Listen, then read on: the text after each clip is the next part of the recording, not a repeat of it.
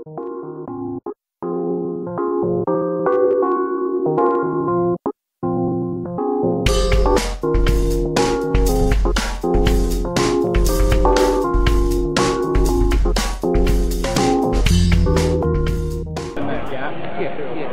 I do that? Just kind of lift that gap open. I'm starting to form that hump. I don't want to heat the hook up in one spot real fast. Now I'm going to take the front half and I'm going to pull it down to get that hump formed. And then I'm going to take the neck, build that neck, and I'll just kind of reopen what I need to reopen.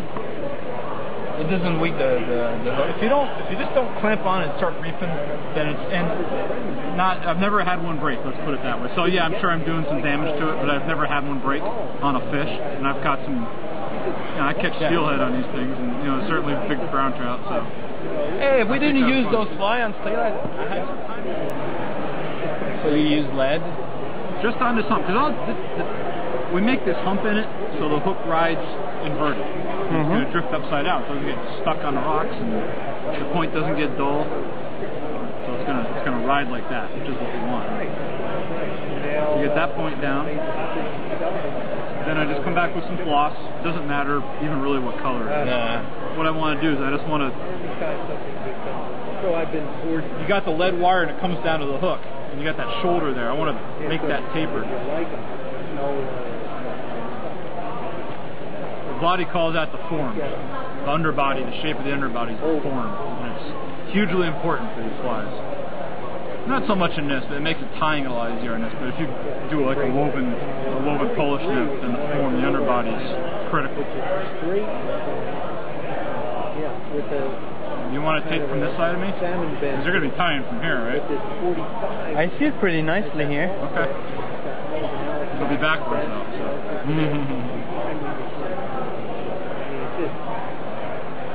Okay, so that's done. Your tying thread. Just catch it right at the eye there. On Maxima. That's the rib I use. Probably like 10-pound monofilament, and I make it long, so that's so I can get a good grip on it when I go to use it. I don't cut a little short piece. I make it long. Don't be cheap on the mono. Don't skimp. I kind of just find it right down the back, right on top of that hook. Put on my material clip, just like that. Where I'm going to stop. Yeah, my rig out doesn't have that.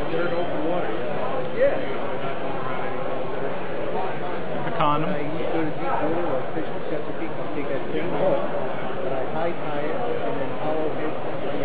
your little section off, and then you can unwrap it. Do you take up the silicone or the stuff or lubrication? Yeah. No. That's why you make that long. So you just get the very tip of it. Just catch it in, just 2 or 3 tight wraps right at the very back edge there, and leave your thread hanging, okay? Now what you want to do, you want to just kind of gather this up in a bundle, and don't pull tight. You don't want tension. You want to just like that. No more, no less. And then you start wrapping, and I don't let go between each wrap. Keep a pinch on it, and you're going to see how it's going to twist on itself. It's going to get, that latex is going to get thicker and thicker and thicker and thicker on this hump. And then when I get down to the neck here, I'm going to kind of hold it all. Then I'm going to make it tight. Wrap it kind of tight, and I'm going to come back. Alright. Like that. And now I get back up on the hump here. Now I relax the tension. I go back down to just almost no tension. And I wrap back up the bottom. Just like that. So I get back to the end here. 1, 2, catch it, leave it hang. Okay? We're almost done. Now somewhere here, somewhere you have something flashing. Yeah, somewhere I have my flash. Alright? I don't want to bind it in and ruin the body, and that's going to just, you're not going to see that, so don't worry about it. Pull this flash material forward. I get it kind of tight. Can you leave stuff out here? Cut the extra. I'm just going to find that front part down. Where's that little slope there?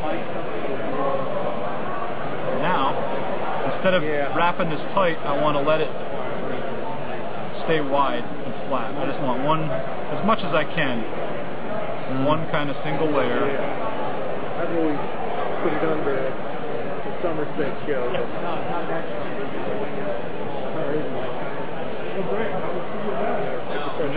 this is just one thin layer of latex that covers everything. Yeah, I do both of those. All the way up. But, I tie that off. Now, put a couple hitches in right here, because if you get to this point and you wrap your rib and bump your bobbin and relax the thread tension, this whole thing comes undone. It's a mess. Just put some hitches there, so if that happens, it doesn't come undone. And you wrap 3 times or 4 times before. I reverse rib this. I'm going now in the opposite direction. So I make the segment, I sink it in. And when you pull it in, it's going to pull some of this around, and it's going to kind of just smooth everything out. It's going to make it look almost like it comes alive. And I come in, I place the segment, then I pull it tight. And I come around, I place the segment, and I pull it tight. I come around, place the segment, and I pull it tight. See how I do that? It just kind of smooths everything around that whole fly. And do that all the way, especially on that hump where it's real, where that latex is real thick. And then as I get up on the neck here, I make these a little bit closer together.